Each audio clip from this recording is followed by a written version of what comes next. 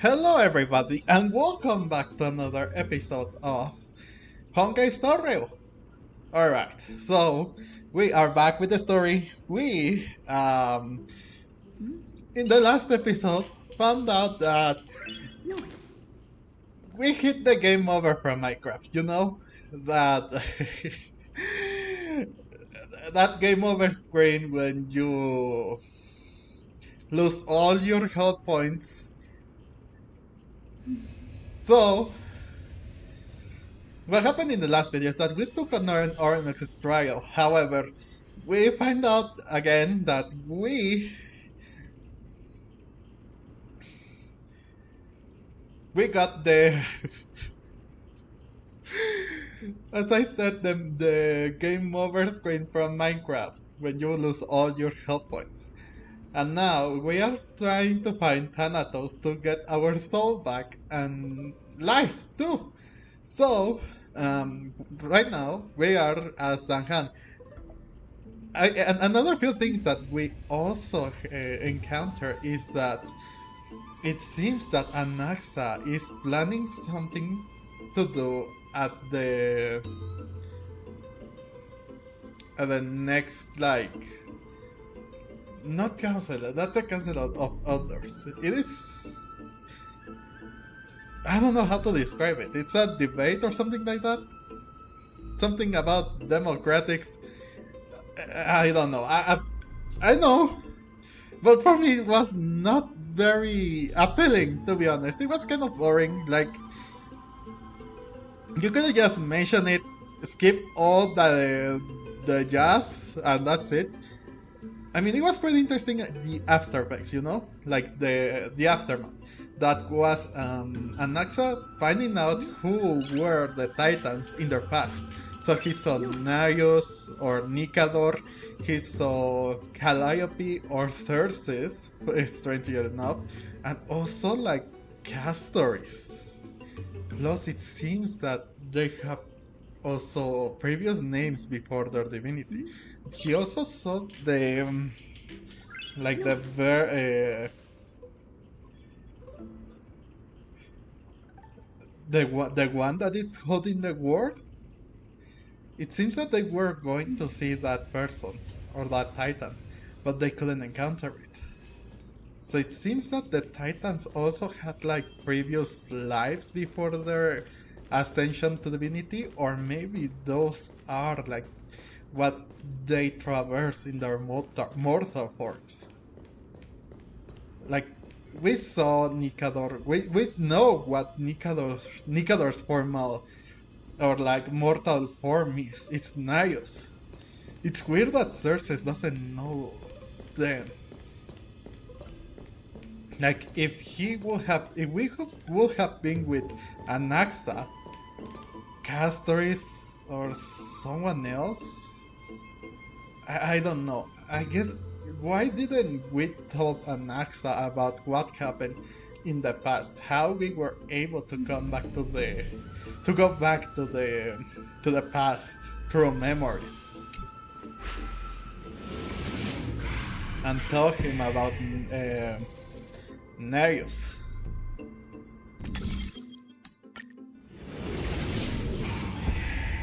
But that's that. So now we, as Danhan and Hyacine, are here to find out more about Thanatos, the Titans, and much more in order to know how to cheat death and how to get our life back. Or, yeah. Okay. Black monsters are twisted in forms, and their life has turned to ash together with their soul. It's impossible to figure out their form when they were still alive. These are the remains of a black tide monster. It does look different from the Titan King from up close. What's what's that underneath it? It's Squirrel? Oh, scholar debates. It recorded a debate between the Venerationist and Newsforest scholars. Most of it is illegible, leaving only fragments of dialogue. Venerationist scholar. We all recall that state that there touched the sky. But what were they really? Just blind masses manipulated by ambitious politicians who dare challenge the Titan's authority. A complete meaningless attempt, an absolute mistake. News forest. You venerationists have bowed to the Titans for so long, you've forgotten a scholar's true purpose. Making mistakes does not mean the act was meaningless. Even those students new to the group understand this from basic logic lessons. An entire city-state reduced to ashes provoked the skyships. Construction was a mistake. To me, that's precisely the meaning they achieved through sacrifice. Am I hearing this right? Such a statement. Are you converting the venerationism? No! I'm just simply examining the matter from another perspective. And that's everything. Oh yeah, I also wanted to know, to mention. Now I'm being sarcastic. It is quite.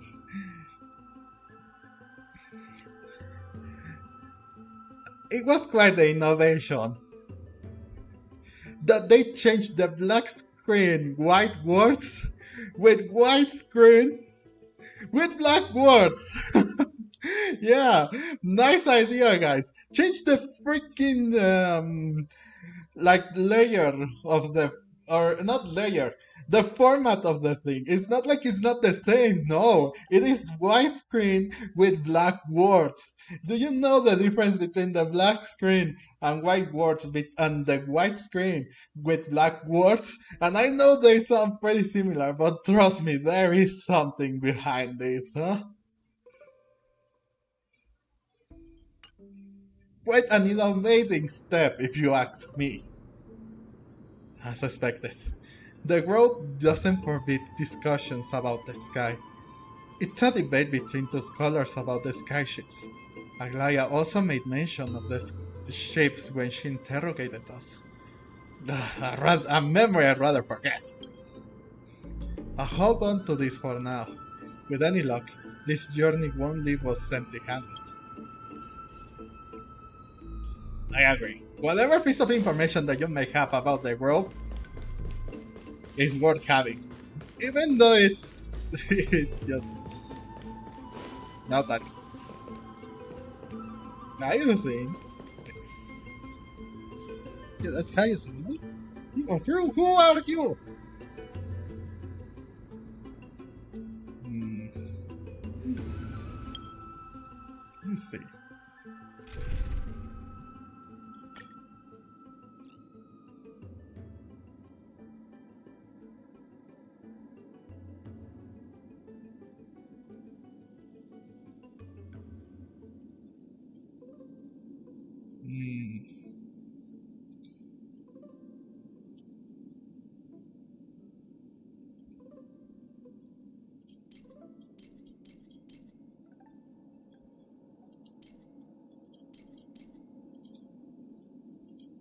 Come on, Fluff.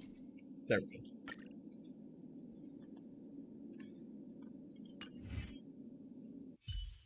go. Okay. That's Hyacine. Why is she surrounded by so many monsters? As much faith as I have her, it's probably a good idea to help her out there. Really now? This is way more trouble than I could have asked for. Need a hand? Or you could sit back and watch. I can't tell if you're serious or not. But being hard to read isn't without its perk, I suppose. I'm kidding, Danny. Lend me a hand, pretty please. Alright, now let's get him! Alright then. It's so annoying that that hand doesn't have a voice. Like, man. I could understand That if, breathing like, sensation. Remember it. I can understand if Himeko doesn't have a voice. She's not been relevant to this quest yet. She hasn't been relevant, but Dan he came with us. Like, come on, you can't have someone accompany us in our journey and not have them voice actor. Their voice actor. It's somewhat annoying.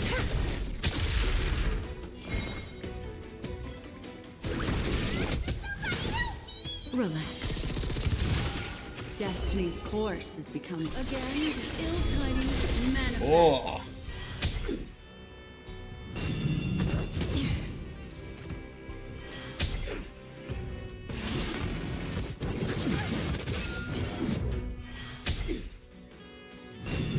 Yes. That's good. Did you come here of your own volition? Or was it fate? My turn. Still waters of oblivion I guide the wandering soul. I wait for the departed.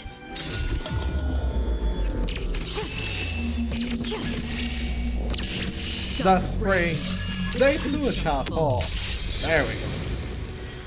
What? How did you get up there? Oh, May as well kill them all. oh really? Really now? Really? Maybe I can do this. Destiny's hand has truly blessed me. Stand still.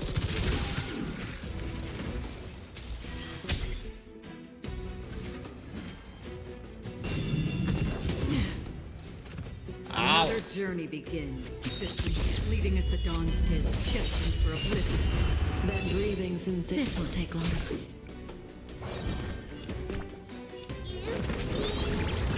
Thanks. You're too The good thread to is me. here. It's all yours. Relax. Get out of here, you! Get right, scrub!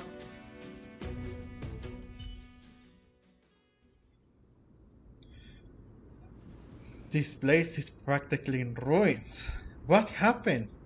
There shouldn't be this many monsters here. The black tide is remarkably quick to detect the light of Amphoreus. So or rather, the blessings of the Sky Priest in me, might have unknowingly called them to me. Bro. Bro. Anyway, never mind that for now. Here, you might want to have a look at this. I found it around here and thought it might be of interest to you. Okay, another debate.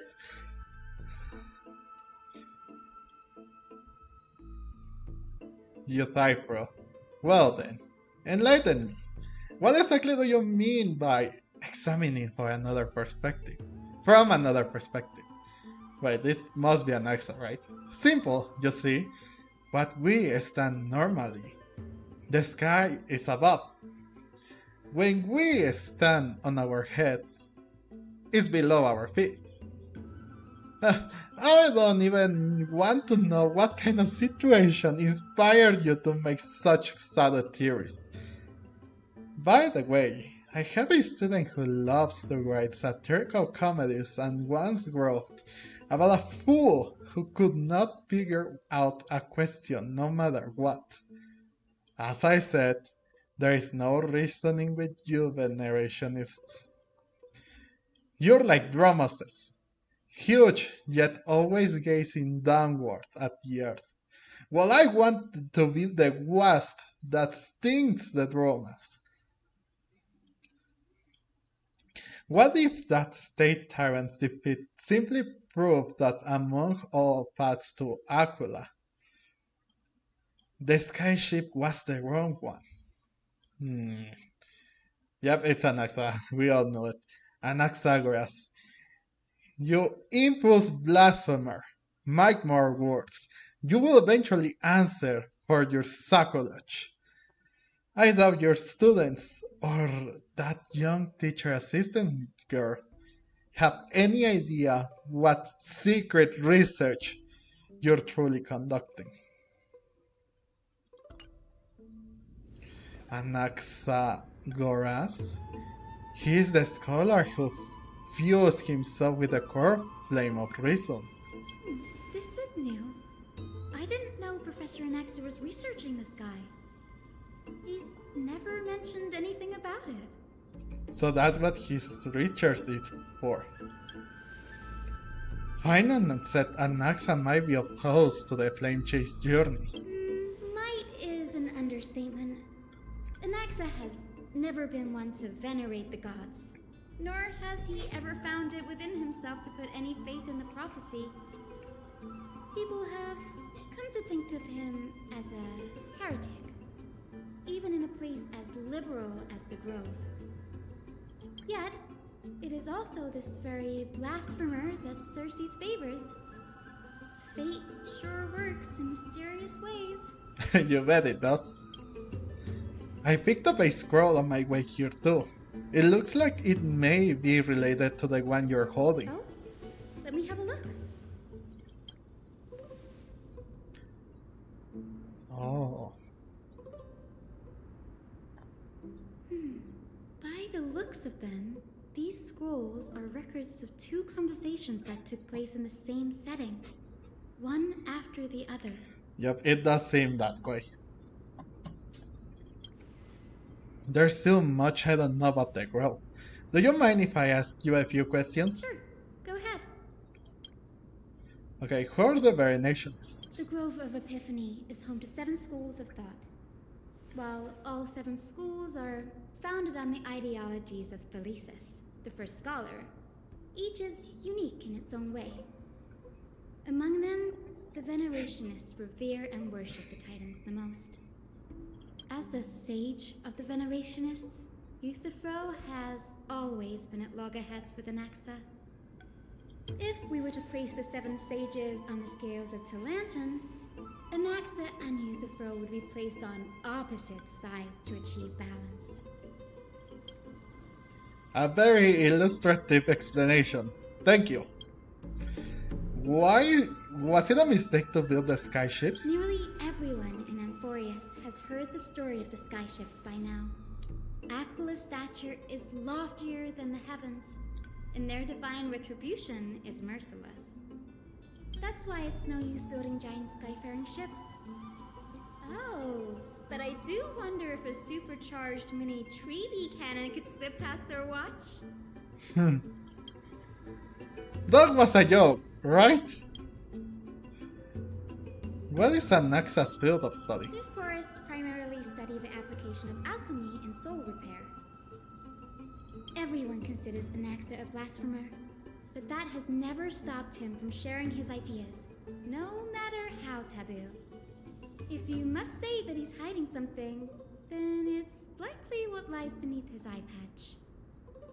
And we already know the truth. Well, we don't. The audience knows, I mean.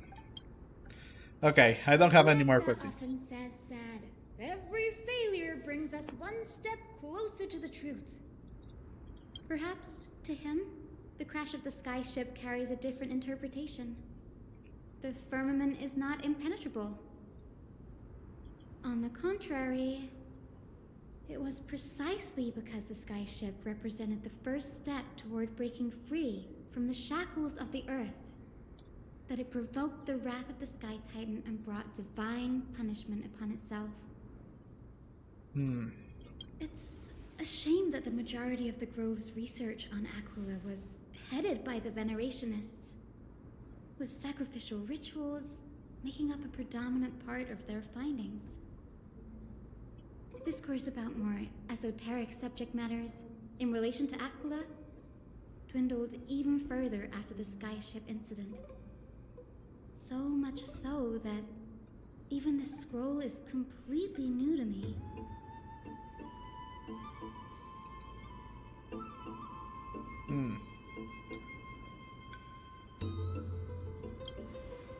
Don't worry about it. We'll just collect everything we can find on the Titans for now. There is something else that's caught my attention though. This says that Anaxa is conducting secret experiments of some sort. That's what I'd like to know. What are these experiments he's involved in? Even I, the assistant lecturer, know next to nothing about them. I have a bad feeling about this. Could there be more to what happened at the Grove?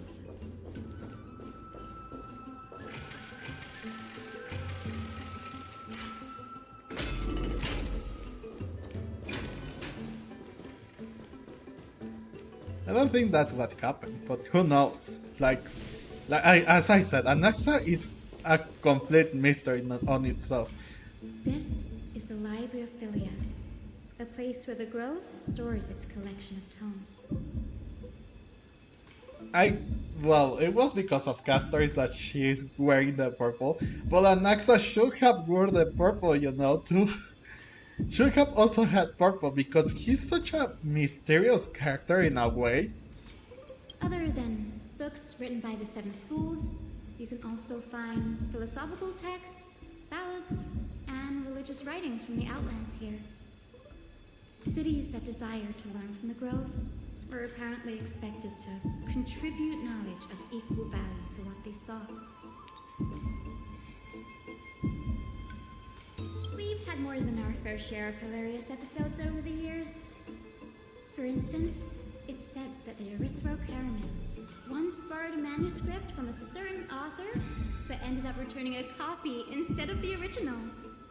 What's more, the original manuscript was supposedly then hidden here. Uh-huh. That doesn't seem like a nice thing to do. Nice? No need to hold yourself back, Danny.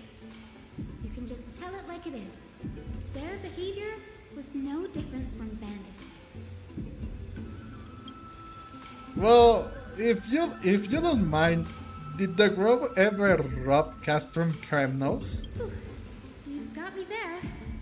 Some said you couldn't even find a dictionary in Castrum Kremnos, so I guess they were spared. Wow. There are too many books in the Library of Philia. Flipping through them all will take too long. Why don't we use the biblioslate to search for the texts we need? We can bring them back to Akama for reading after that. Agreed. This place isn't safe. We should leave ASAP. Or we're done. As soon as we're done. Well, it's the same, no? As soon as possible and as soon as they're done. Like...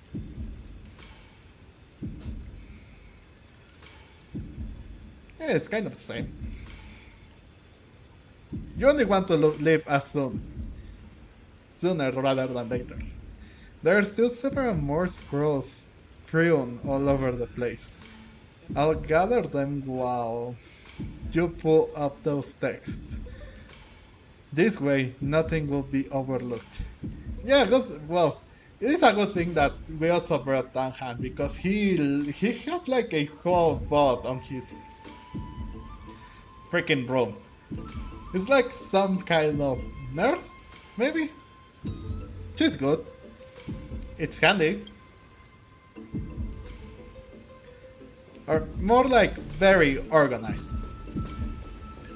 If you think if you see it from a different perspective, he is kind of organized. Okay. A record of the many research topics a Capri scholar had applied for, and the replies from the school sage about these topics.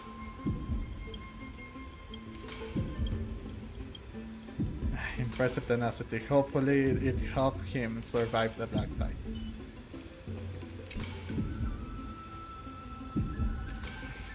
These are complaint letters from the scholars about Anaxagoras the Blasphemer. There's a thick stack of letters. Based on the dust accumulated and the perfectly intact seals, the complainee did not even bother opening them, and just chuckled them aside into a corner. This is about Anaxa. I should read this. Hyacine, you should come have a look too. It's so dusty in here. Whoa. Are these all complaints about him? They are. they must have written. Anaxa has no respect for the gods. His very existence undermines order in our society. They're probably all things like that. Does Anaxa hold that much influence? Why else would they call him the great performer? When Anaxa established his school of thought, the first thing he apparently did was read his own work to everyone. Are the Titans truly an accurate reflection of what humans think gods should be? Worlds created by gods are indubitably perfect, but what of Amphoreus? Only foolishness and insensitivity everywhere you turn. An uncanny impersonation. What happened after? They marched him straight to the seat of judgment before he could finish. Though what he took on in the end was more of a debate than an actual trial. He had to address every one of the scholar's allegations, or face expulsion from the grove. The first allegation was... Do you agree that since the Titans created the heavens and earth, so the mountains, rivers, and seas must likewise be their creations? Am I supposed to put myself in Anaxa's shoes and answer that? Yes, no. As Tolkien admits, the seas, the sky, and the earth are all, beyond the shadow of doubt, creations of the Titans. Anaxa would have probably been spared a lot of trouble if he had answered this way. Instead, he quoted past instances of the flame chase journey and posited that humans had the potential to take over the divinity of Titans. Needless to say, his critics didn't take kindly to his answer, so they followed up with a second allegation. You claim to be studying souls, yet you are, in fact, defiling them and committing acts condemned by the gods. Do you admit it? That's a serious allegation. Did he really do that? Anaxa always wears an eye patch, never removing it, even when alone. Some say he used one of his eyes as an alchemical ingredient. Every being in the world owes their safekeeping to Kifili, and this is even more so for the Chrysos heirs who have divine blood coursing through them. If he has really done something of that nature, then it'd indeed be sacrilegious. Thankfully, they had no way to prove it, so it amounted to nothing more than an allegation in the end. True. One by one, Anaxa engaged in wars of words against those who would challenge him. Toward the end, a scholar asked him, Anaxagoras, have you any respect for the gods? It was only after a brief silence that he answered, I have never denied that Titans are meant to be noble constructs. But he didn't. What he didn't say. The Titans are not noble. Rings louder in this case. Yes, I'm not sure how that controversy was eventually resolved. But what's for certain, at least, is that Anaxa was allowed to stay in the grove where he continued his research, despite being regarded as a heretic. Well, good for him. By the way, this stack of complaint letters has reminded me of a place in the grove. We may find clues there that aren't on the teleslate. I'm talking about Anaxa's alchemy lab, hidden between the cornerstones. Given the Grove's meticulous approach into archiving, could there really be such an oversight right under their noses? It's a well-kept secret. Among the 7 sages, excluding the nominal chief sage, each has a private sanctuary where they can conduct research undisturbed in their free time. Even the administrators of the Library of Philia are restricted from accessing those places and documenting the sage's research. But with the grove in the state, I'm sure Anaxa won't be mad even if we sneak into the lab for a short while. Right? Let's hope so. We don't have anything else to lose, do we? In annotations from the many scholars, it's titled The Art of Sophistry, 40 ways to improve your debating skills.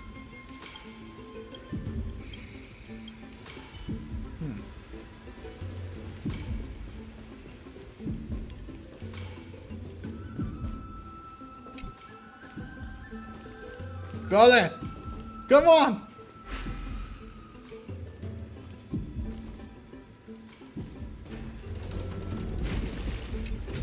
Lift me up.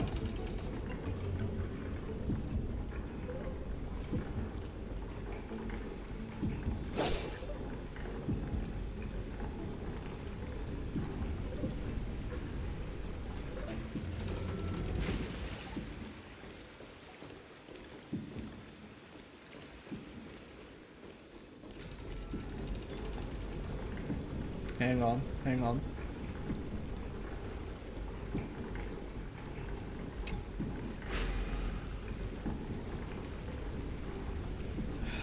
No, it's not there.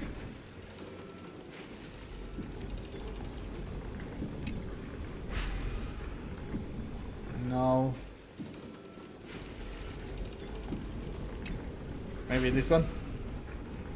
No. How about this one? No, maybe next one. I am trying to find that freaking bug. Or maybe I already got it. Maybe I did. I can't remember. Because there's supposed to be a bug there that you are able to get.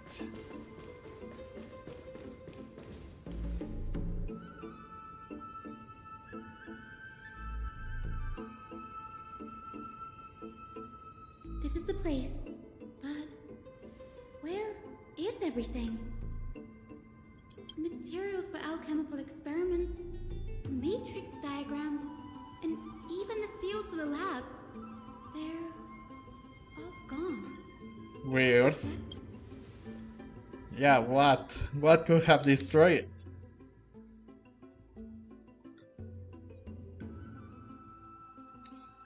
Or maybe the black tie destroyed it? No wonder we didn't see any defense mechanisms along the way. Have you ever been here before? No, not even close. Not only are alchemy experiments high-risk activities, but Professor Anaxa also has a penchant for using bizarre materials. Students often saw him walk in looking bright as rain, but come out covered in soot with his hair singed. Naturally, no one dared to come near this place. Huh?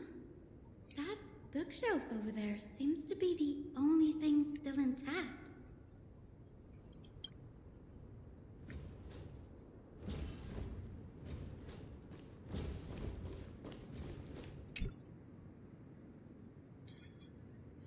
These are the materials requested by Anaxagoras. Documents from various fields have been compiled in one place, including Titan creations, the universality of the soul, alchemy doctrine, and so on. Most of the materials look to be within the research domain of the Nussbury School of Thought. However, a document titled A Study on the Chrysos Earth's Background is mixed within. The Maiden of Janusopolis, Trivi, Trian, and Trinon, descendants of the Holy Maiden from the Temple of the Three Fates, God Weaver Aglaya of Okima, from the Mestia priestess family, Prince of Caston Krenos, Hyacine of the Twilight Courtyard. All of their ancestry have varying degrees of connection to the Divine Titans, or their divine authorities. Does the golden blood come from the heritage of the priest family or royal bloodline? Anaxagoras. I myself show not no such connection. Carefully the creator. What criteria did they use to create the golden blood? To shape the chrysosers? Yet, Castoris, the servant of death from Aidonia. Her lineage is neither Titan priest nor demigod, but she has walked the earth for at least a millennium, with the power to grant death to humans. Where did this power come from? Another text speaks of the dragon legends of Styxia. Legends of Styxia. Styxia! Yeah.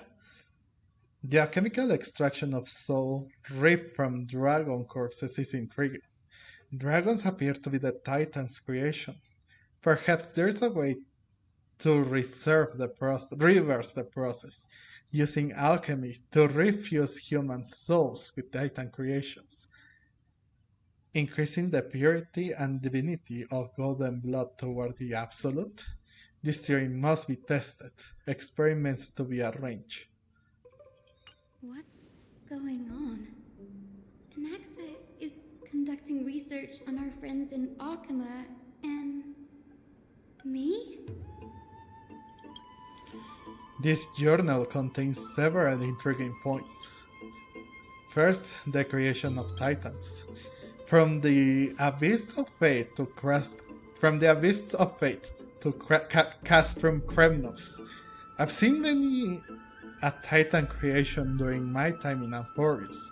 Life forms created by sources can also be found in the grove. But fusing them with human souls through alchemical means, I can't even begin to imagine. The Chrysosers. Anaxa seems to hold special interest in the divinity coursing through the Chrysosers' veins, and has even conducted a thorough investigation in the heroes' backgrounds. It wouldn't have been so strange if he had focused only on Cassie, given her own curiosity about her origins. Plus, considering that the new sporists have crafted omnipotent medicines capable of curing diseases, it also makes sense that he would conduct research on immortal Chrysos heirs. But now, it seems Anaxa's objective was never to create medicine, but to identify the origin of the golden blood and figure out its inner workings. Anaxa's research. Through alchemy, Anaxa aims to refine the golden blood in the Chrysosers to a degree of purity equal to divinity. This must be what he means by close to true purity. But treating both Titan creations and the human body as materials to be used in alchemical experiments, that's rather extreme. Danny, look at this. I have a bad feeling about this. A hastily written journal. Judging from what's left behind, the important alchemical formulae have been taken away. Only the author's reasoning remains. The previous approach has flaws. Fusing human souls with Titan creations does not purify golden blood. Even pure Titan creations are contaminants to the Chrysoser's golden blood. Soul's fusion between humans and creations merely repairs impurities of the soul, or maintain a connection to the dying soul. While creation myths tell us that Chrysosers and other creations were made all by Titans, their nature differs fundamentally. The Titans' creations are no immediate products of an alchemical process, and the Chrysosers are closer to the Titans than the creation. In other words, I should have considered Titan creations equal to Chrysosers. I should not have considered Titan creations equal to Chrysosers. The hypothesis I should focus on is one pointed towards the Titans themselves. Such rare chance to study Titans demand a meticulous selection of research subjects, leaving Titans prove impossible to restrain. and the Titans offer no insights worth pursuing. But dying Titans, they are the perfect research subjects. Only by understanding the fundamentals of creation can we ensure perfection at the moment of everything's birth. Through my own hands, I will melt a titan and reach the true essence of the soul. My biggest fear. It's come true. After going through his notes, I think I can piece it all together now. Oof. Okay, let's hear it. Anaxa was carrying out experiments on soul transmutation. Oh. Do you mean he's trying to reconstruct human souls alchemically? Yes, this is what he was secretly conducting research on. Something he had to keep hidden from others. Compared to his public speeches, this is the real blasphemy. Oh, I just thought of something. And what's wrong? Do you remember when the black tide was approaching? The grove had planned to send Circe's core flame to a safe place. But an accident happened along the way, and Anaxa lost his life in the process. Uh-huh. But Circe took over his body and resurrected him, which led to the situation we're in now. That's right. But what if Professor Anaxa's fusion with the core flame of reason wasn't an accident? What do you mean? Put yourself in his shoes.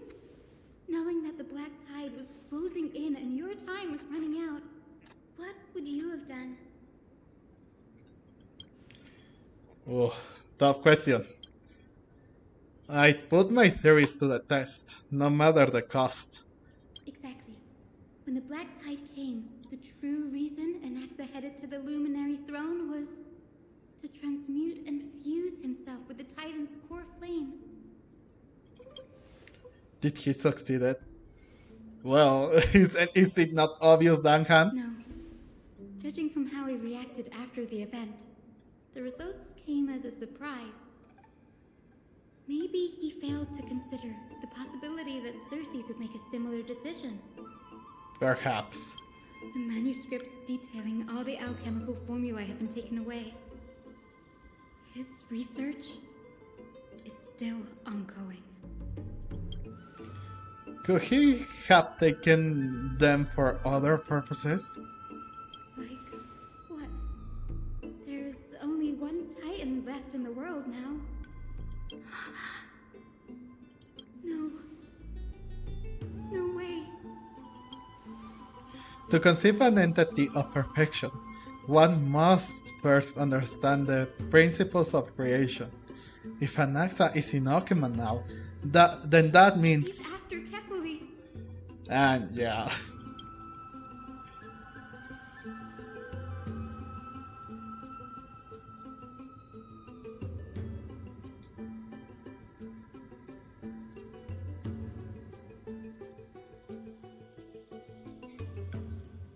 Well, he already did. He already knows.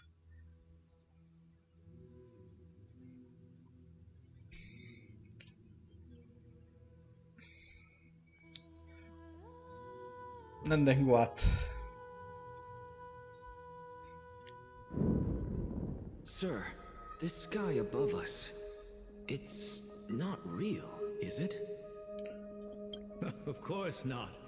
This is just an image from a projection device used for educational purposes. A simple trick. The day-night cycle has been lost to this world. So that students like you may still learn about the night sky, astronomers have harnessed the Titan's miraculous power to manipulate the light, projecting the nights of the past here for you. Much like how the sky above the holy city is also illuminated by Kefali's dawn device. I hate to say this, but this is focusing more on Anaxa than Castoris, man. Like, come on! I don't want to know more about Anaxa. It was supposed to be more focused on Castoris than Anaxa. It was like, there should be a balance, you know? And for now, We may have a few things about Castories, but why are you focusing so much on Anaxa? So, the skies of Akama are fake too. You mustn't conclude that, Anaxa. You should know that only a child would expose a trick and be proud of it. Often people know more than they let on. They simply choose to feign ignorance because they have no other choice. Then they're just deluding themselves. People believe in Kefali's tale of Genesis, accepting wholesale whatever the priests preach. But we're different. We've already walked out of the firelit cave of ignorance. We have already realized that we live in a world where Titans make the rules. Even when we look at the sky, we're only seeing what they allow us to see. Rather than gazing at this mockery of a night sky fabricated by them for the rest of my life, why shouldn't I be the one to take control of the projection device instead? So much time has passed since you sowed the seeds of doubt in my heart, child. Many a night, I find myself penning down all my theories and wild ideas, only to burn them to ashes when I open my eyes in the day. Why? Because we'll face death by burning if word gets out? As a sage of the Venerationists, my soul has already become inextricably linked to the great tree. Every word I say and every move I make is certain to influence every leaf, every branch, even the tree itself. That must be an Above all exaggeration. else, my days are numbered. Instinctively, I have my doubts about the golden blood and the human soul, yet I have no means of verifying them. The golden blood in my veins is woefully thin, and I am loath to waste what little time I have left obsessing over a hypothesis that cannot even be proven in the first place. Really? But I can, sir. I can do it for us.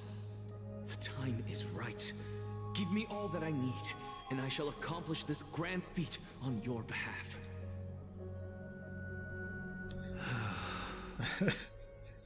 Yes or no? You're right.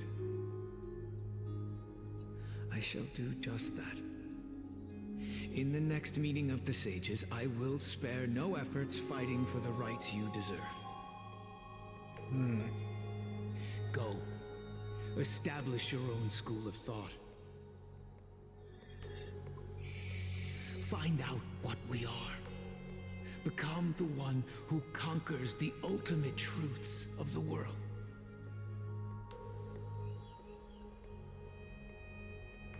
Child of humanity. You didn't go to such lengths for an audience with Kefali. Just ask him a few questions, did you? So, you figured it out. If I were as foolish as a Dromus, perhaps I'd throw myself down and prostrate before their greatness, begging for the gods' prophetic wisdom.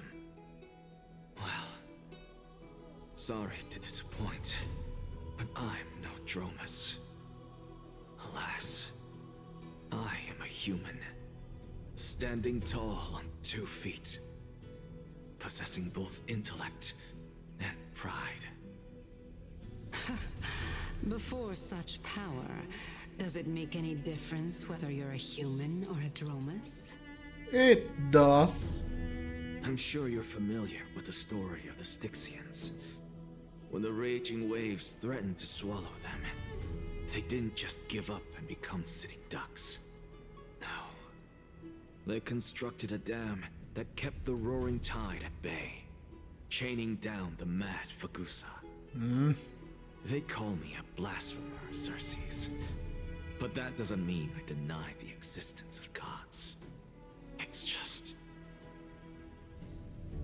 as I see it, Titans are simply a force that mankind has yet to find a way to tame.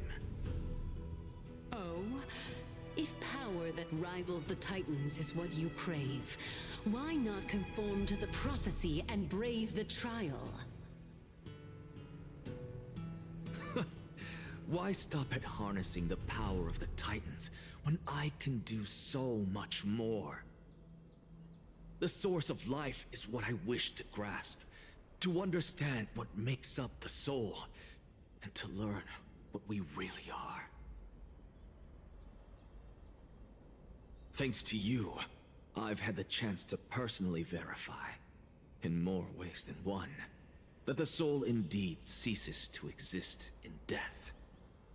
But where there is death, there is life. And where there is an end, there must also be a beginning. How then is a soul born? That was the only unknown variable left in my calculations. And by the sound of it, you have already formed a conjecture. No, I have already drawn a conclusion.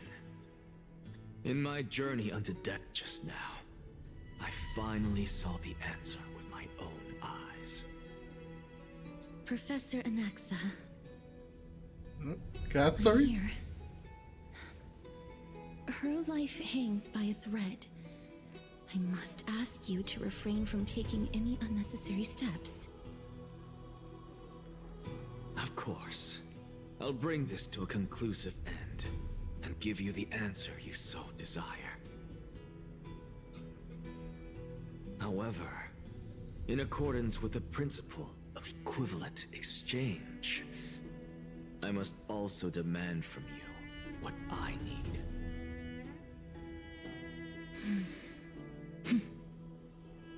As you wish. Don't you care to know what the price might be? It's a matter of uncovering the truth about the Death Titan and her survival.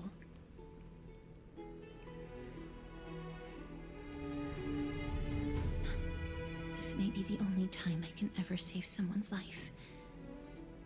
There is no need for me to think twice. I see. In that case, let the show begin. Indulge me. Am I correct to say that you intend to prove Thanatos' whereabouts and prove the nature of our existence now? Before I begin, I must confess I had been stuck in a cognitive trap all this time. As unrelated as these two propositions may seem at first glance, they are in fact logical equivalents. They are merely two different ways of telling us about what the soul is at its core. The reason I say this is as I've mentioned earlier. The answer was hidden in my journey unto death. Anaxa, you were in the Netherrealm? Yes, I am but a living dead man now, but that's not important. What truly matters is, I overheard a conversation between heroes. That's not all. Remember how I said you were a part of that conversation too, Circes? And I've told you that I have no recollection of such an event. That was likely just an illusion conjured up by the mind of a dying man. Ah, was it?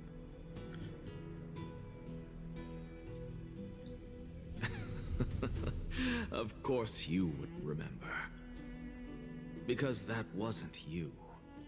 That was Calypso, one of the 7 sages of the Grove. Calypso? That's the name I made up on a whim when speaking to this girl. How do you know of it? And surely you jest. Don't you think I, of all people, would know if that were the name of one of the 7 sages under the shade of my tree? Don't you claim to know the grove's past like the back of your hand?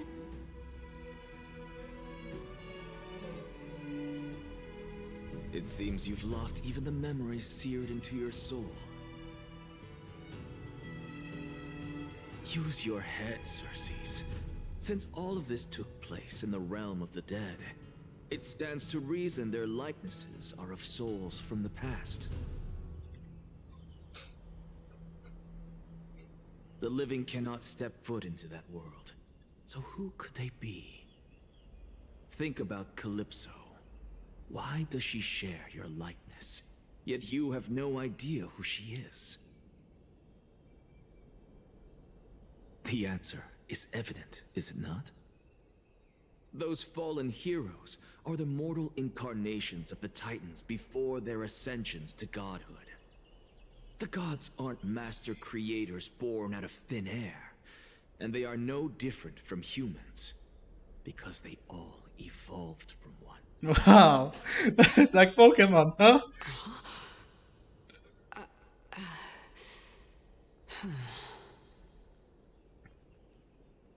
Does this answer disappoint you? Yes, because you've answered nothing. If I truly was once human, as you claim, then where do the children of humanity come from? Even on the off chance that you speak the truth, this brings us no closer to grasping Thanatos' whereabouts. How are we to find them?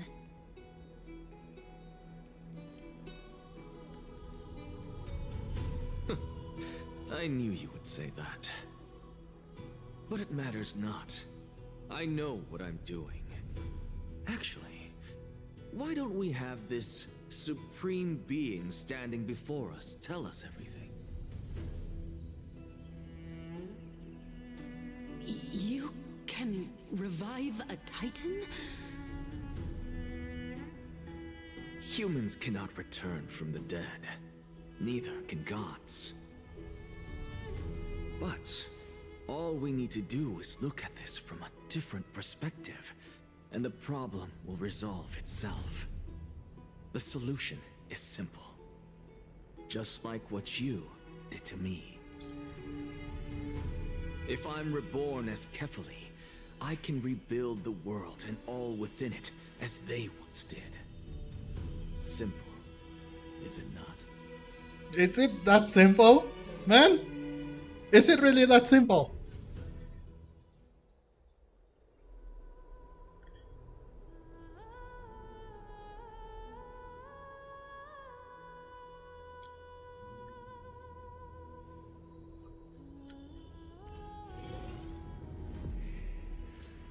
In the meantime, I have news from Hyacine and Heng.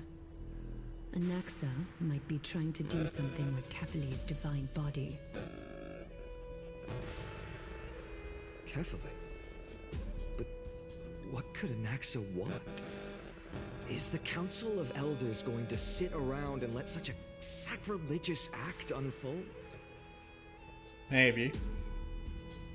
That is not possible.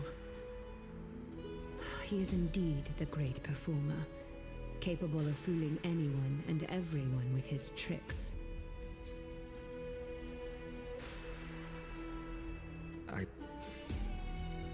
I'm sorry. No need for guilt, for this is good news to us. The Council of Elders has found themselves a traitorous ally. Anaxa's ambitious desires will be something we can exploit.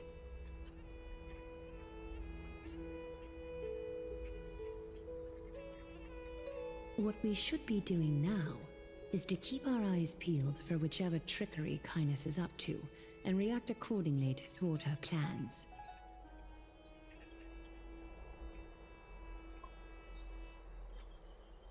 Being Akima's political center, the Demigod Council holds just as much significance as the Vortex of Genesis.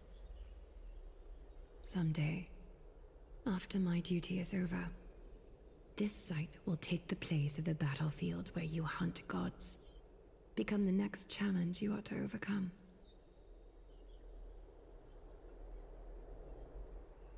Till then, it's best to get used to this place as soon as possible.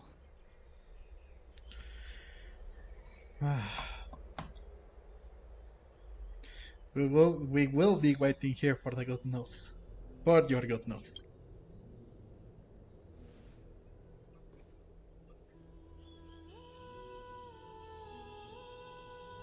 Preposterous! The Christos-heirs only have their standing because of the Council of Elders. How dare they trample over it?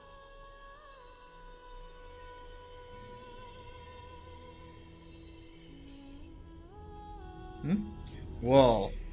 Those people are shooting daggers with their eyes. It's been a while. Ah, hello, Oleg of Amphoreus. But we've never met. What is that supposed to mean? Is this really the sort of person that the young lord praised as a ferocious warrior? It has indeed been some time, Lord Crateros. What brings you here in such haste? Shh, keep it down. Be more vigilant. See those duplicitous dogs over there? They do the dirty work for kindness. I've already ordered my people to hold them back, but we should still lay low. Unless you're itching for a bloody fight to get a workout in. My bad. So, did something happen? Did you hear thunderclaps last night? It would have been hard not to notice thunderclaps in broad day. Now I'm a heavy sucker. It's suckers. Thunderclaps are beacon signals of strife. They are a message from the young lord. He threw a spear bearing several words at Akama. Ah. Bull. Watch out. The Flame Reaver is back. Oh. I guessed as much. We didn't actually kill them back at the Kremnos Arena. I figured this is something you would want to know. We Kremnoans never back down from a fight. So if you plan to take that thing down in a battle, reach out to me anytime. You have my gratitude. I will let Aglaya know about this right away. Remind her to be on her toes while you're at it. That vicious kindness has been unusually active lately. Those lackeys she keeps under cover have been going in and out of the city a lot more frequently these days. Some even seem to be getting Kremnoans to defect to the Council.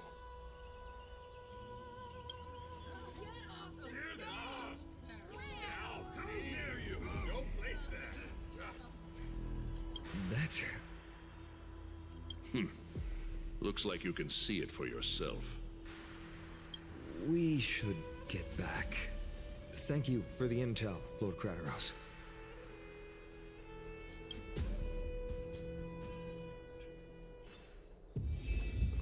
Oh.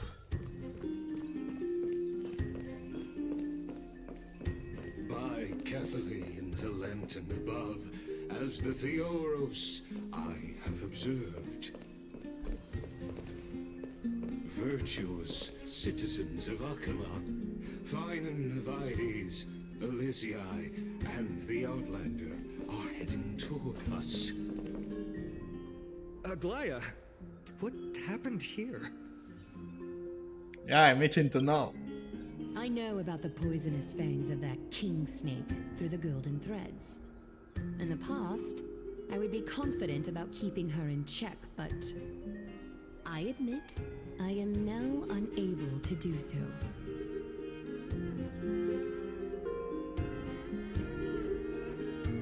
What do you mean?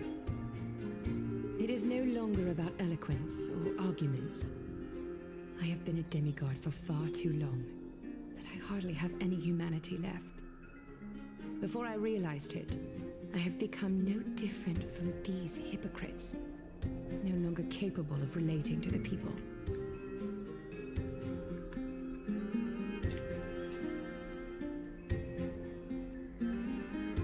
This has come a lot sooner than I expected. But perhaps it is time.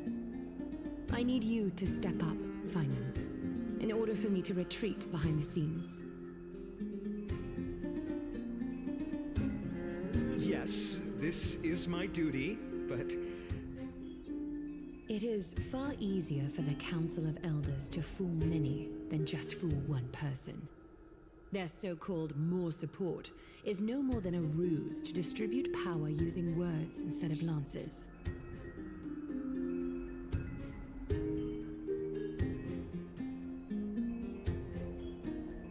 There is no glory in winning this debate, but that makes having respect for humans so much more priceless. Finan, you are a Chrysos heir without flaw, capable of relating deeply with humans.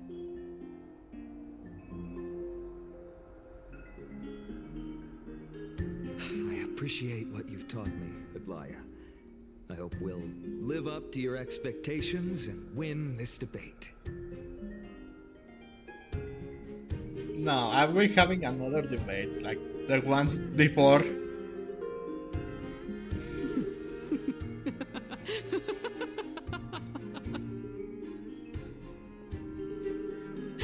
Oh, you've done well, Lord Calictus. Let me take over and personally close this debate for today.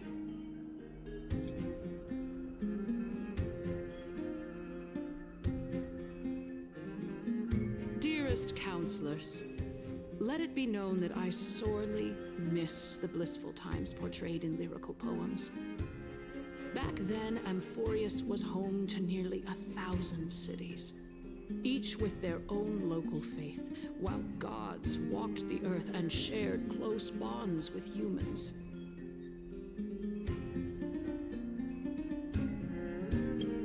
Yet, in the present, people from all over are forced to leave their homeland to seek refuge in the holy city, where they hope to rest under Kefali's protection. All of us have long been in the same boat, with no way out of this plight. We didn't have a choice in the past, but now the Council of Elders brings to the table a new possibility.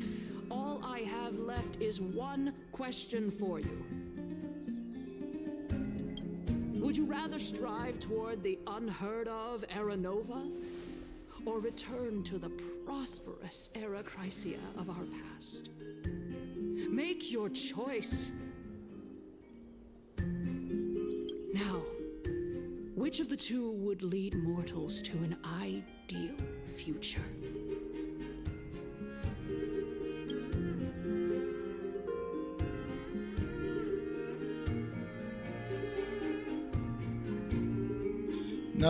No hesitation, I stand by Aranova.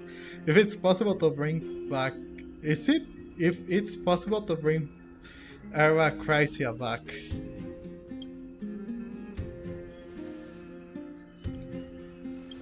Era Nova is a path of salvation the gods promised. We should not have doubts in a flame chase journey. We all know that Era Chrysia is a thing of the past, Lady Kindness. Please, enlighten me. How does the Council of Elders plan to turn back time?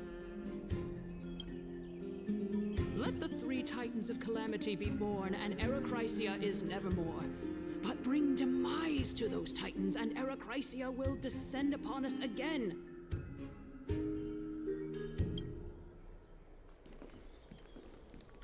He's here. Know that the Council of Elders is never one to make empty promises. Look at who we have on our side. Anaxagoras, one of the Grove's 7 sages, and Castorus, Idonia's goddess of death. With the help of these two heroes, I can promise all of you that Era Chrysia will exist once more. Aren't they Chrysos heirs? They're supporting the Council of Elders instead? It's clear from the start that these heroes do not get along well in their group. All the more proof that Aglaya isn't fit to speak on behalf of every Chrysos heir. I am in favor of Era Chrysia. Era Chrysia!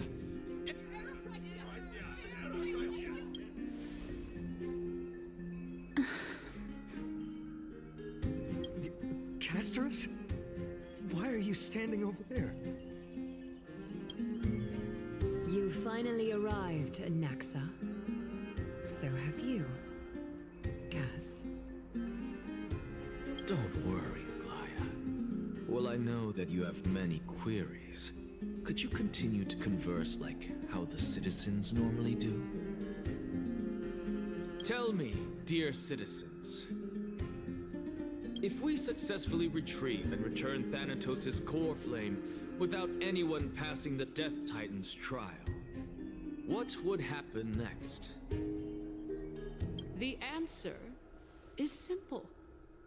We will have a chance to rid the world of death and bring Amphoreus back to an era when all beings live forever.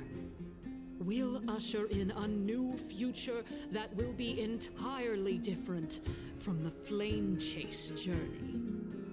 He's one of the seven sages.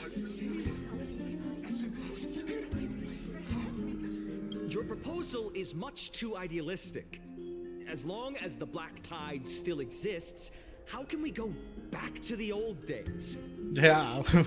Remember what I previously said? Kefali's core flame is guarded by the secret power of the Council of Elders. Plus, Bagusa's water curtain will be able to block out any external perceptions. Tell me, dear citizens, have any of you ever seen even a glimpse of the threat that this person is talking about anywhere within the walls of this majestic holy city? But this place will become the Flame River's target sooner or later. Isn't this just survivorship bias? Oh. Could it be that you heard that from the Flame Reaver themselves? It's quite obvious they are chasing that. Citizens, let's loudly sing the blessed hymn. Oh, beautiful old world, where are you now? Oh, legendary Erechrysia, return to the mortal realm. After the destruction of the three Titans of Calamity, the Flame Chase journey will have to end.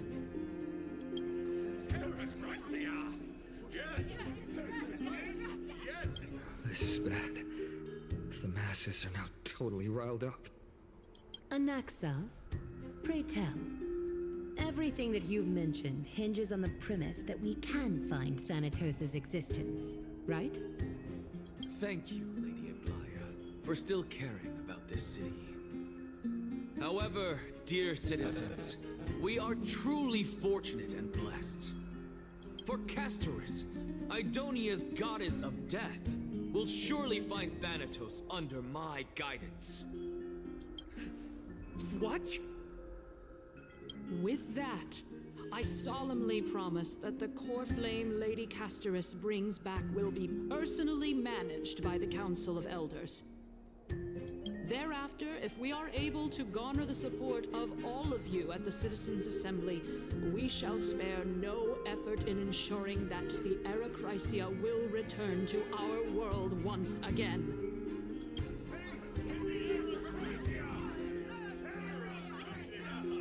With the balance shattered, the result is clear. By carefully into Lenten above, as of the Theoros I have observed, Akama has chosen her destiny. The issue up for discussion at this Citizens' Assembly shall be modified to the suspension of the Flame Chase journey. This resolution shall be put up on the Wall of Heroes, such that all citizens are aware of the city's way forward.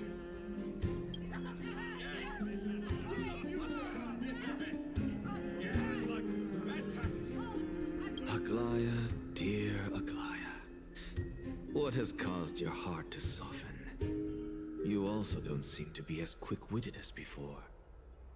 Wag your tongue as much as you like. Since the Flame Chase journey has been preordained by the prophecy, Our failure has never been on the cards. Well then, I guess we'll find out if that's true at the Citizens' Assembly. Lygos announces the conclusion of the debate, and the attendees part ways.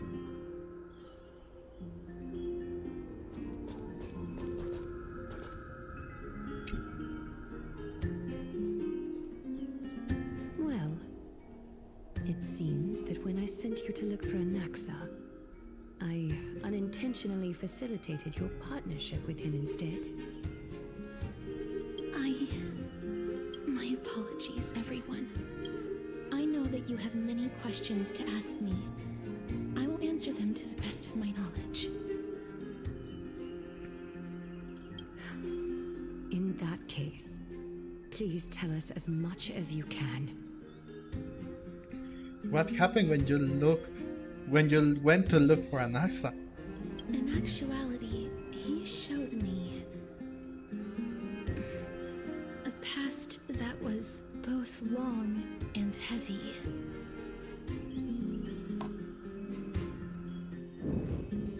The reason I say this is as I've mentioned earlier.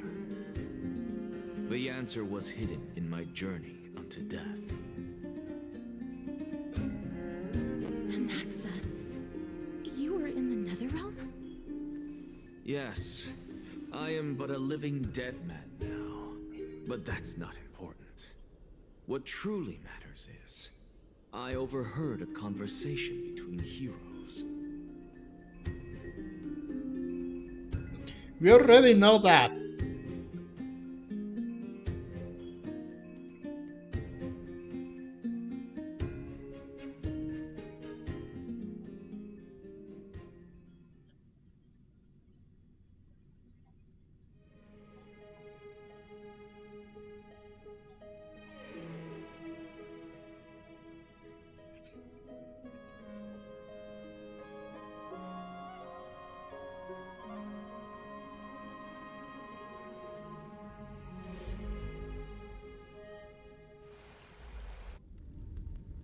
Have you heard of this tale before?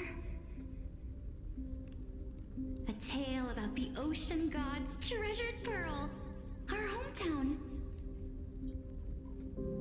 It was a seaside town which enjoyed the ocean breeze and glorious, peaceful times, thanks to the wisdom of its ruling queen. Until one day, an evil dragon descended upon the town. Its wings were large enough to blot out the sun, while its claws were sharp enough to rip the waves apart. It barged into the tall tower and devoured the queen's beloved daughter. It even settled itself in her bedroom, like a tyrant king. The queen assembled 300 warriors who managed to subdue the evil dragon by chaining it up. However, when the queen slit open the dragon's belly, she realized that the princess had long since been digested, and all that was left of her was a pile of bones. Devastated, the queen wept for several days. It was then that a devious, smooth-talking scholar arrived at the palace and suggested that the princess could be revived through the use of dragon bone and dragon blood. That liar called this process the secret art of alchemy. The princess was reborn! The queen was overjoyed, blissfully unaware that the evil dragon's soul still lurked within the princess's body. As revenge, the evil dragon swallowed the poor queen, the glib liar, the courageous warriors, and all of the town's innocent civilians in a single gulp. Worse still, the souls of the deceased were refused entry to the Netherrealm because they were filled with regret. Forced to roam the mortal realm, these resentful souls ultimately converged into a river of souls that would not retreat for a long time. The terrifying death had consumed all. Thereafter, our hometown fell into ruin as well. Until... Until?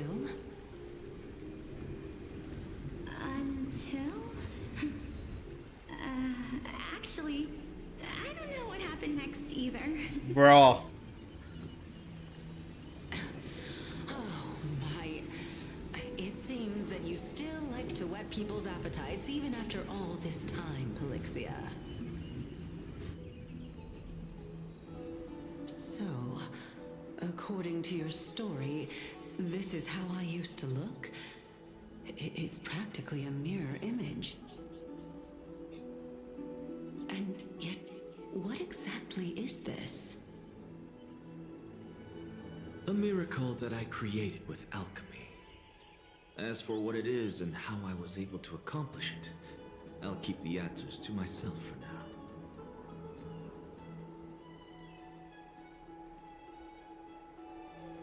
My goodness, is this cliffhanger really necessary? Yes.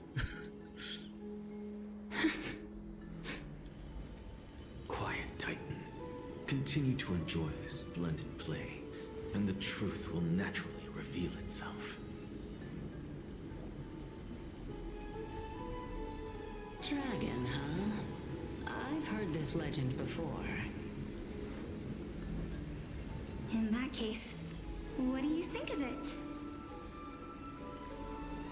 I think that this so-called alchemy was a tenuous analogy added to the story by future generations. After all, you've never heard of a tradition of alchemy in your hometown before, have you? Indeed. Before I left home to pursue my education, I never even knew that anybody was looking into this area of study.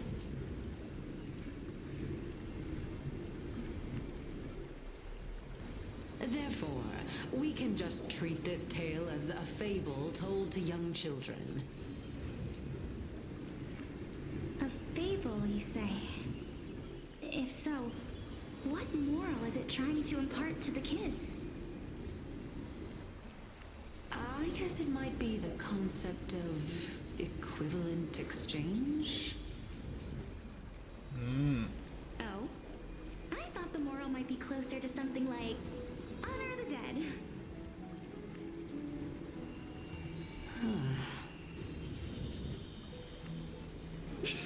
What? At a loss for words? No. I merely realized that we're both thinking of the same principle. That was my... If life is priceless, then there is hardly anything else in this world that is of equal weight to it, right? Indeed. As expected of the wisest scholar in the land. You flatter me. Why don't I ask you a question as well, as a form of equivalent exchange? Of course. What is your question? If I imparted my knowledge of the art of alchemy to you, would you use it to resurrect someone you loved? What? What kind of strange question is this? I got it. You're just trying to get me to tell you whether I like anyone, right?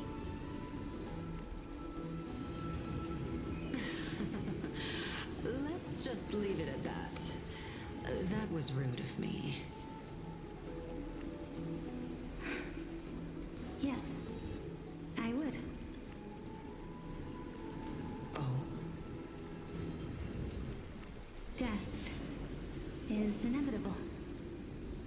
In the days to come, I'm certain that someone whom I cherish deeply will leave me for good. If such a mighty power really existed, I think I would use it without hesitation. After all, you, me, to face that fateful moment eventually.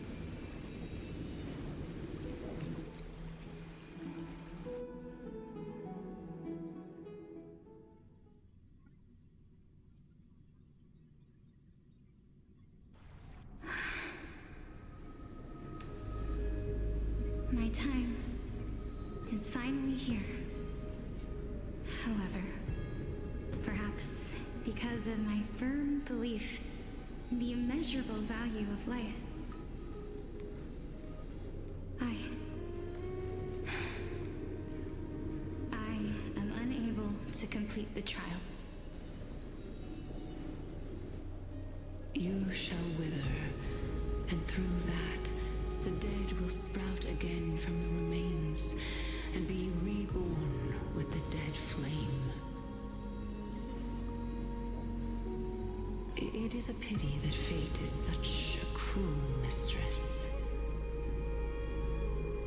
Is there no other way of interpreting those words? I'm afraid that the meaning is clear.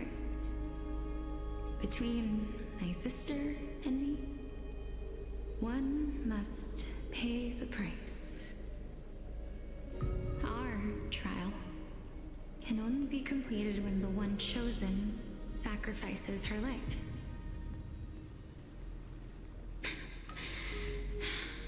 I'm afraid that the prophecy might even have selected a pair of twins for this exact purpose. Fortune makes fools of us all. My sister is prepared to sacrifice herself. And yet, I can't do the same. How absurd. My time is almost up, but I'm still afraid to welcome death. What should we do? If I'm ultimately not able to make up my mind... Since Chaos is willing to guide all of us and leave this trial to the end, there is still plenty of time for you to ponder.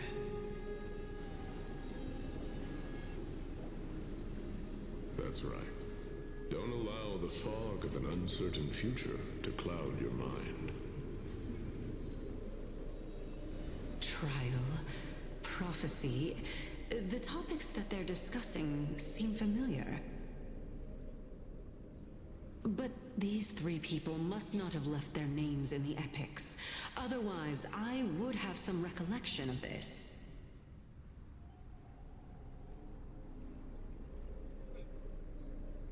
Amphoreus' history before the Titans were born was complete chaos. Is that not strange by itself? I have long held three hypotheses about this. However, let's continue watching for now. Calypso, Polixia, and this warrior. I seem to have met him somewhere before. Regarding this matter, Nias, are you confident that you'll complete your trial? Of course. Though, I am worried about what will happen once I've emerged victorious.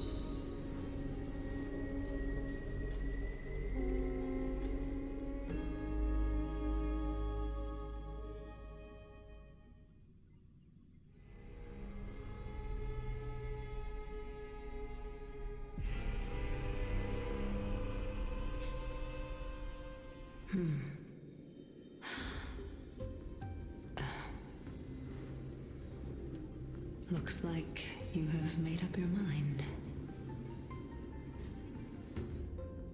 Yes, this is the safest course of action.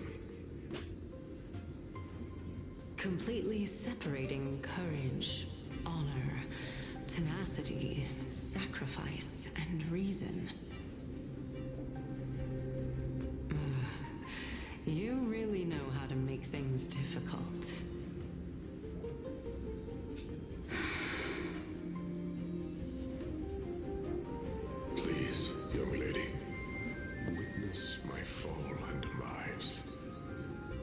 Lady Calypso, you shall host the soul-rending ceremony.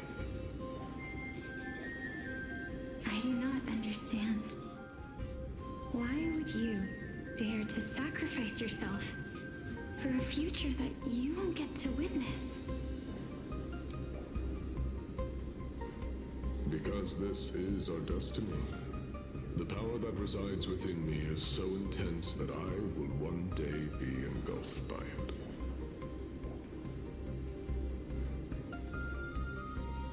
Furthermore, a valorous death before glorious return has always been the path I chose to walk.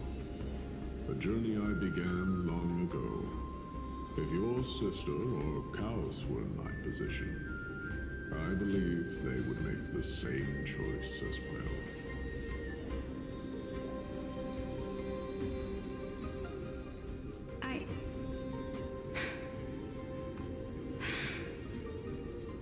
I'm not that brave. I don't know how I'm supposed to face such a serious affair.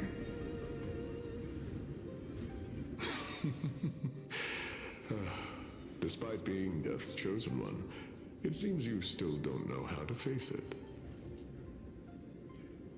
Let's chat, young lady. Perhaps I shouldn't end my journey so hastily. Since there's still time, I'm not worried about letting fate wait a little longer.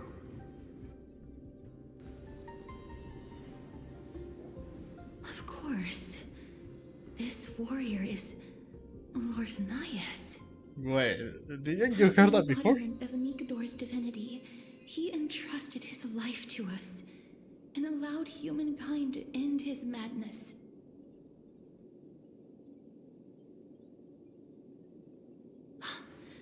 That means that what I'm currently seeing before my eyes is, in fact... Looks like one hypothesis of mine has already been proven true. These heroes are the true forms of the Titans, before they attain their divinity. If so, the chosen one of death that he speaks of is actually... Polixia? Is the previous form of Thanatos? But her appearance... If this is true, as long as we can find out where she went, we'll naturally be able to figure out the location of the Death Titan.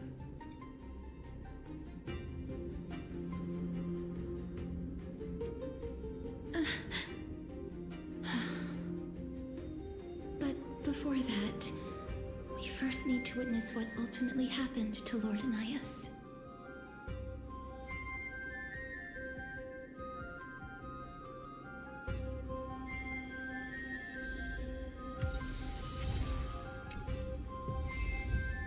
Why is it so long? Nikador's courage is a testament that they have never once retreated from a battle. I've heard that these words are still engraved in Castrum Kremnos even today.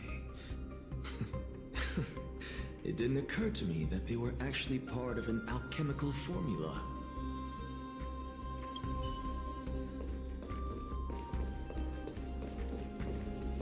Lord Hyac's honor is sealed here. Incredible. The honor in this child's soul is so light.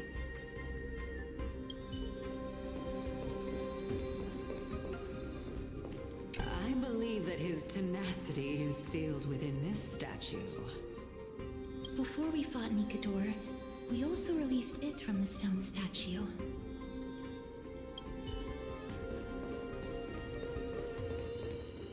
Sealed within this statue is undoubtedly his sacrifice.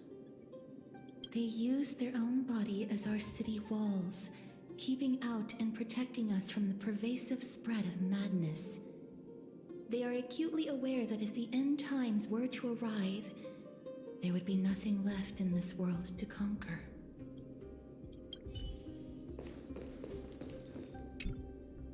Honor, courage, tenacity, sacrifice.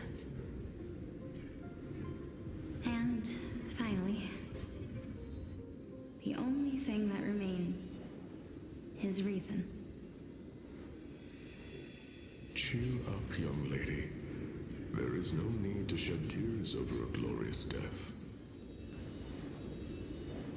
Wow, he's All farewells in this world are sorrowful, Lord Nias. he said the exact same thing back then. No, young lady. As a warrior, I have witnessed too many bitter deaths. But now, all I feel is peace. I did not know until this moment that mortals could live their lives in such a way. Although only a sliver of your soul remains, you remain so optimistic. Or maybe the truth is that you aren't able to feel sorrow anymore. To be honest, I don't know either. But I am certain of one thing. This is not an acceptance of death nor apathy toward it. It's not even a feeling of despair.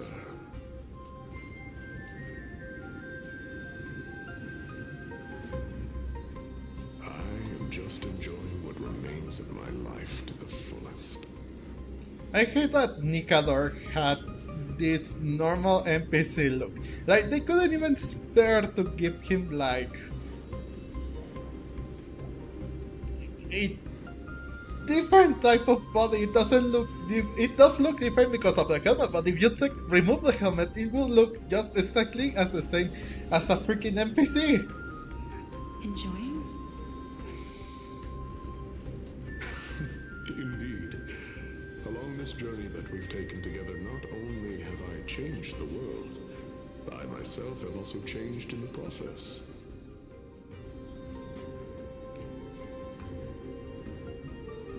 And now I have reached the journey's end. When I look back and see the grand epic that I've personally written, how could I not revel in that fact?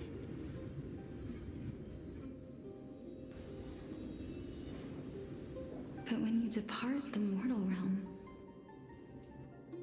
won't all of your accomplishments be reduced to nothing?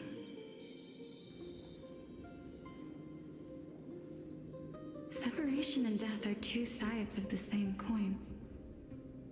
Reconciling this doesn't come easily for a mortal.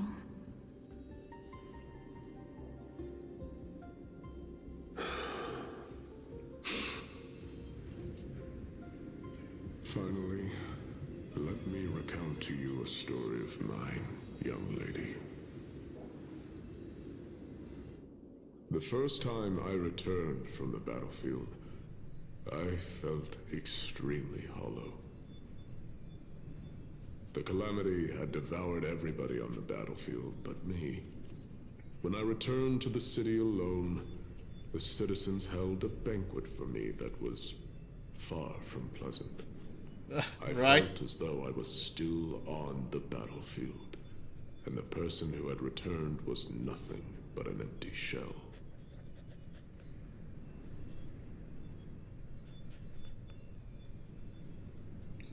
It was late into the night by the time the banquet ended. My head still reeling, I returned alone to the barracks. On the way back, I encountered someone.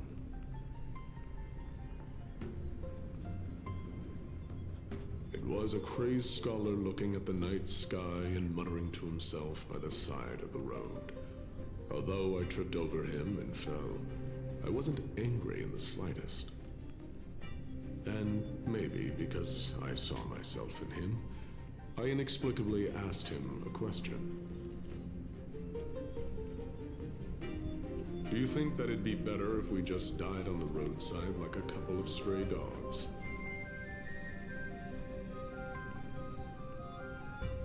To my surprise, he shrugged his shoulders and sighed. To someone who is currently experiencing death, dying and living afford the same amount of bliss.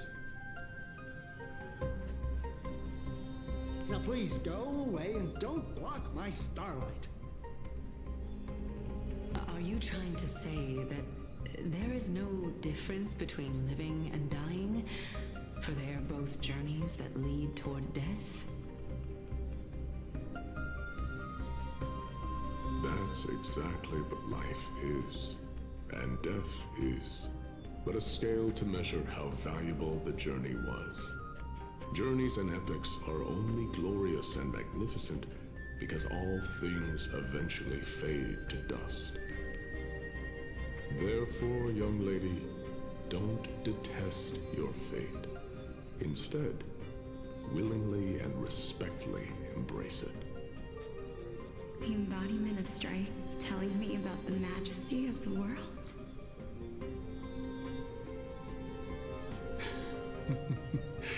Indeed. I believe that when the fated moment eventually arrives, you will be able to understand my words. It is time for me to knock on death's door. I will set up a long table at the end of the road and humbly await your arrival. When that moment finally comes, let us drink and be merry then.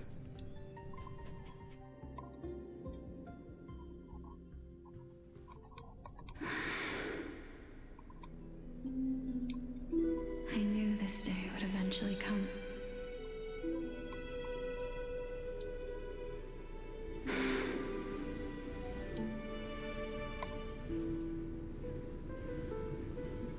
Are the both of you ready? Polixia. I'm here.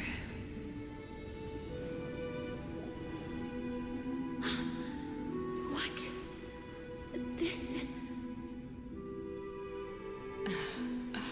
This is quite interesting indeed. Is this... Polixia's sister?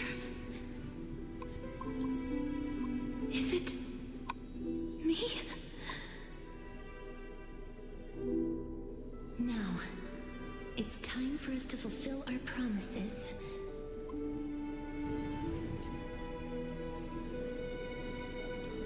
Are you afraid?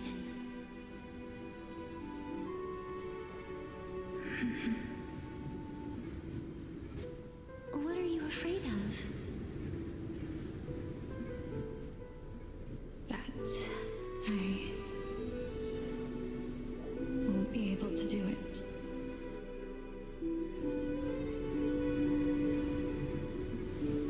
You shall wither, and through that, the dead will sprout again from the remains, and be reborn with the dead flame.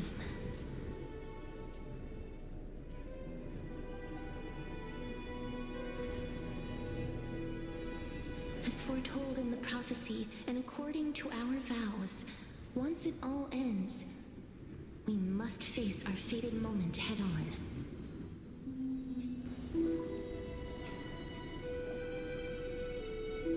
Even if it was prophesized, do we have no say in the matter? It's so unfair. Why are we the only ones who are forced into mutual destruction? Let me do it, sister.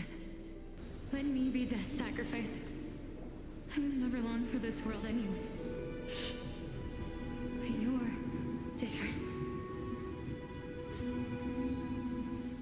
I was the one who wasted your life after all.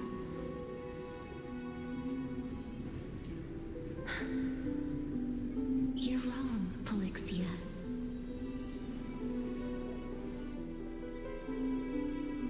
I don't think that my life was wasted. Just the opposite. When I finally arrived at this destination and looked back at the journey I took, I discovered that flowers had long since bloomed along the path I walked.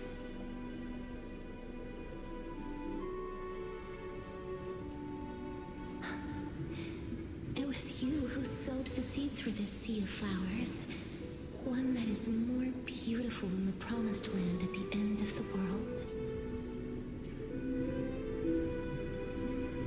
Besides, I have lived a fulfilling life. Even though I was fated for sacrifice, none of the things that I've experienced will dissipate. Instead, they'll forever live on as memories inside your head. Will they not? How could my memories of you ever compare to the actual you? Well then, tell me. What exactly are we?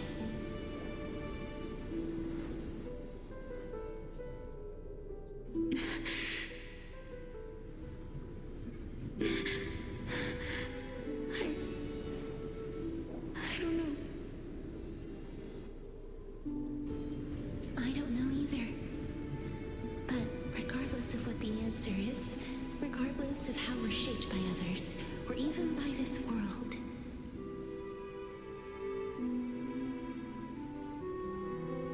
ever since we were born, the fact that we existed was predestined, and nothing could erase it. This is why I will always, always be by your side.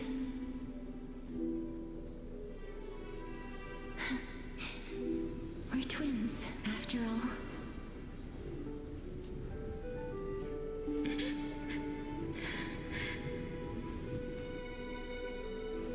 All right, my dear Polixia.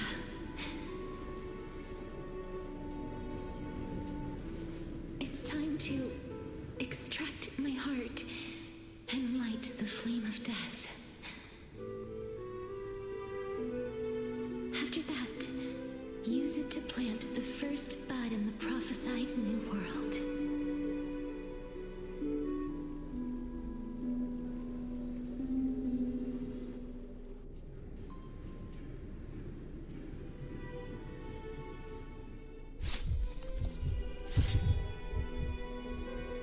If I imparted my knowledge of the art of alchemy to you, would you use it to resurrect someone you loved?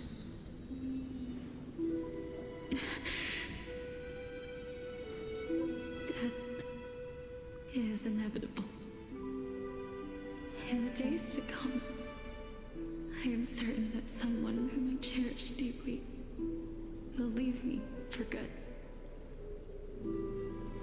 If such a mighty power really existed, I think I would use it without hesitation.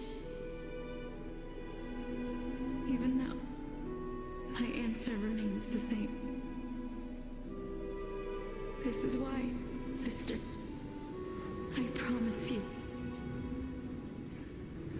in the prophesied new world, I shall plant the first bud on your behalf. Go now. Return to the ocean god's treasured pearl, our hometown. I shall open wide the entrance to the Netherrealm and grant you a second life. The living beings on this earth shall respond to my call and lead you to the sacred daylight. Remember, do not look back on the land of the dead, and do not stop living. In the new world promised by the prophecy, march toward your new life. As for the price of our equivalent exchange, let me be the one to pay it.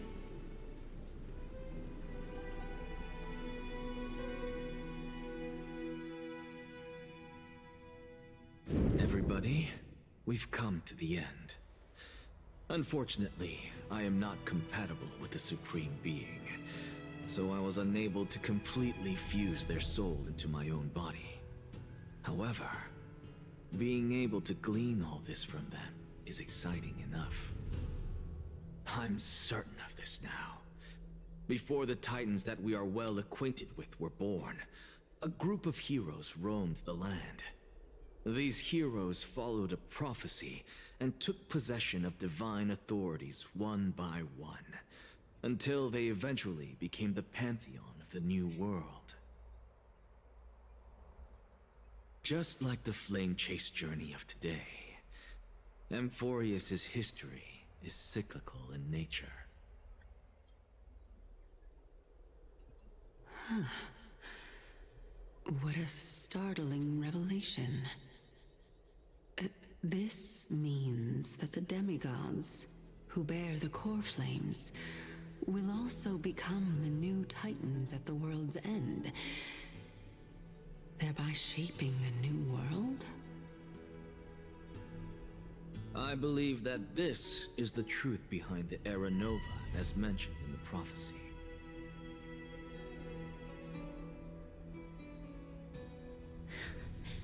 This is utterly unbelievable. Besides, those twins in the past, even if they really are Thanatos, their whereabouts are still unknown even today. Are their whereabouts truly unknown? Didn't Polixia mention that seaside town, the birthplace of alchemy in the Tale of the Dragon?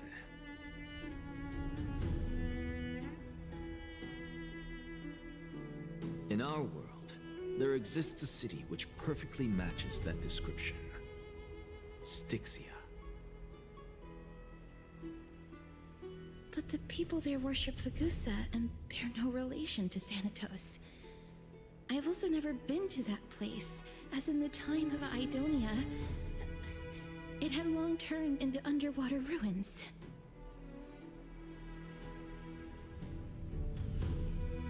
Take this. This is... the new Sporist masterpiece, the Philosopher's Stone. It was made by transmuting all of the sages' wisdom into a single entity, with their flesh and blood as its foundation. Remember, I've mentioned before that the art of alchemy is all about conversion, tempering, and ascension. This process also applies to the pursuit of truth. Regardless of how unbelievable this sounds, the truths of the world have been refined from the impurities. Think about the story of the dragon. This stone will lead you to your real hometown, allowing you to reform the door to the Netherrealm and discover Thanatos' fate. You still look as confident in your victory as ever. But what if your conjecture is wrong? Simple. I shall merely admit to the entire world that my experiment was a failure. Oh. However, my line of thinking will not fail because I have already planted the seeds of doubt into the hearts of the masses. That's true. Actions speak louder than words, Castorus. With the assembly about to begin, don't forget the promise you've made.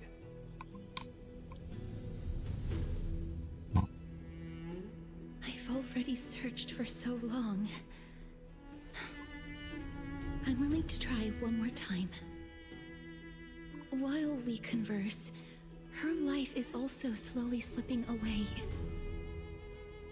But before I leave, I have another question. What exactly did we witness just now?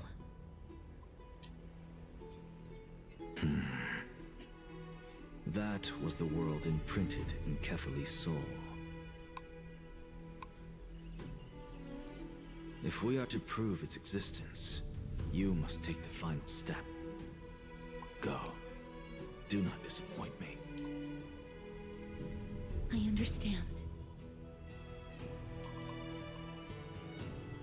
Hey, child of humanity. Don't get antsy. I still remember the question you posed to me. As a scholar, I do not wish to offer up ambiguous conclusions. Let's discuss this topic again when she manages to find the evidence.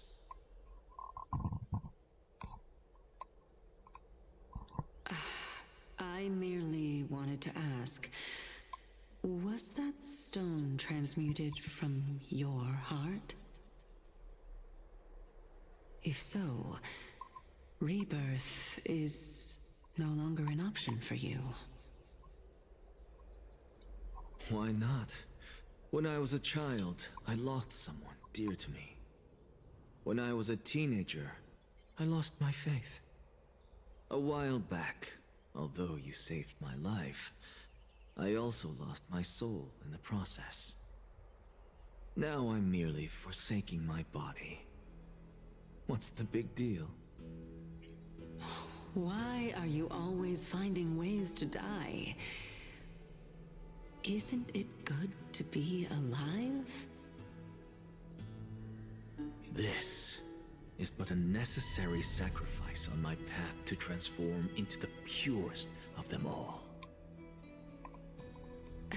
Can someone who's dead even claim to be the purest of them all? Furthermore, if your hypothesis is proven correct, does it not just confirm that the myths are true, and thereby invalidate all your theories? No, it's just the opposite.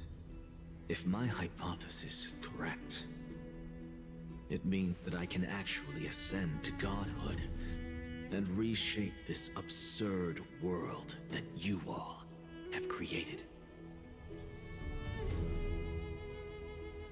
Fair point. Okay. So much to take on. I guess we are heading now to Styxia then. That's a lot to take in at once. I know, right?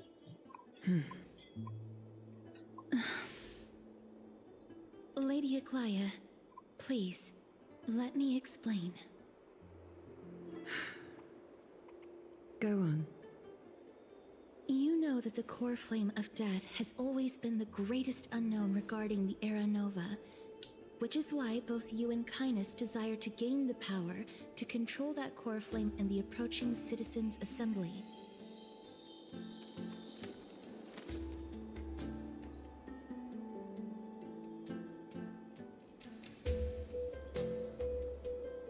Professor Anaxa has come to a consensus with Kindness. They want to suspend the trial once Thanatos' core flame is reclaimed, hoping thus to eradicate death from this world. If they're successful, then the flame chase journey will cease, and Akama can enjoy everlasting peace.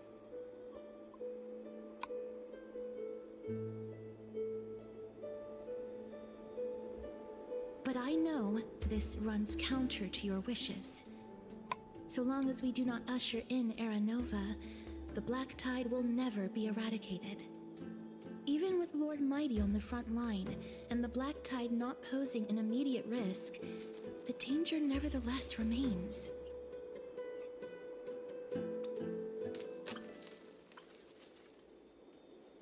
Honestly, it's difficult for me to assess the pros and cons in this decision. But someone must bring the core flame before we can begin negotiations over it.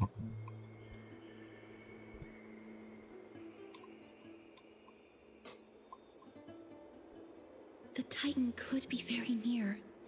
I cannot let this chance slip by.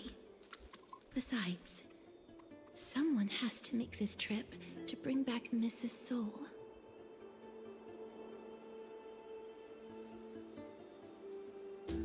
Well said. You already had every reason to seek an audience with Thanatos. It's that great performer who has weaponized your wishes and placed us in this difficult situation.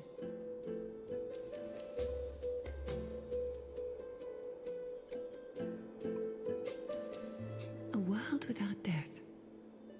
Do you desire that too? If fate dictates that my path must oppose yours, I will do all I can to resist it and protect what I aspire to achieve.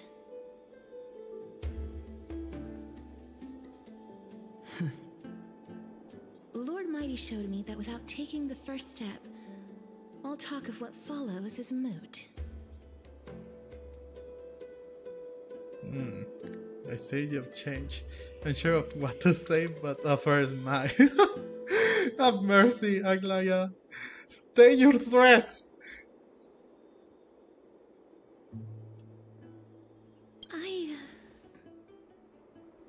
I have always hoped to hear you speak your mind, Cass. And I am glad to have heard your true thoughts. Styxia. I visited that place in the past. Though it is now an island surrounded by the river of Souls torrents, it's not hard to see its former splendor.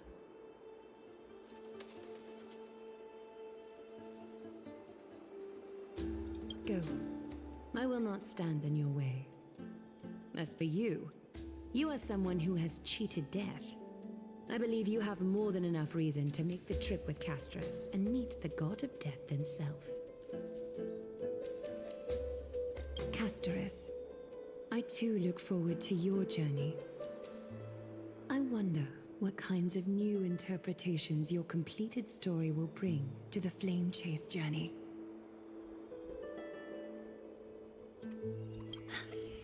Thank you, Lady Aglaya.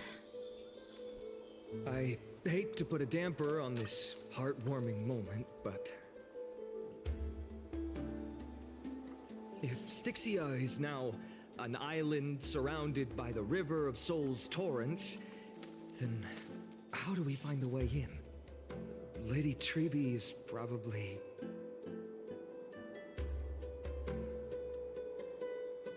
The answer is quite simple. In the Myths, Zagreus once made the domain of the dead their treasure vault. That is to say, they could enter and leave the Netherrealm as they pleased.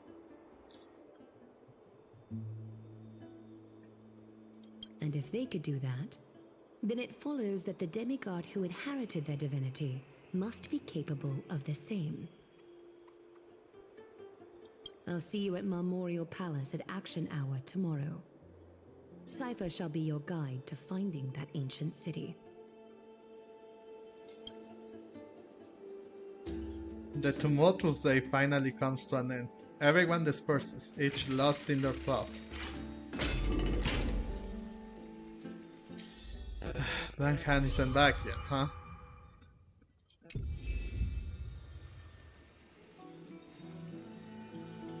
Alright, that's going to conclude this episode, guys, so thank you all so much for watching. I hope that everyone enjoyed this video, and if you did, leave a like, let me know in the comment section down below what do you all think about this part of this quest. Quite interesting, as a matter of fact. I was getting a little bit annoyed by how we didn't saw much about the stories, but we already know more about it. I'm actually thinking what will come next. I'm wondering what will come next, since Castars and are going to Styxia, the equivalent of the Netherrealm. So, I doubt that she will fulfill what the stupid Council of Elders is asking. But I guess they will find a way to come to a conclusion. So, yeah. I don't have anything else to say. Anaxa was sure that he will encounter the truth, and he did, surprisingly enough. Which is good, and I'm glad. But forsaking the Flame Church journey for this, putting us and everyone else at the risk and giving off to the masses is not the best. So yeah. Thank you all so much for watching. I was the Miracle. Leave a like, comment down below, and subscribe to this channel for more. And I will see you in the next video. Bye bye!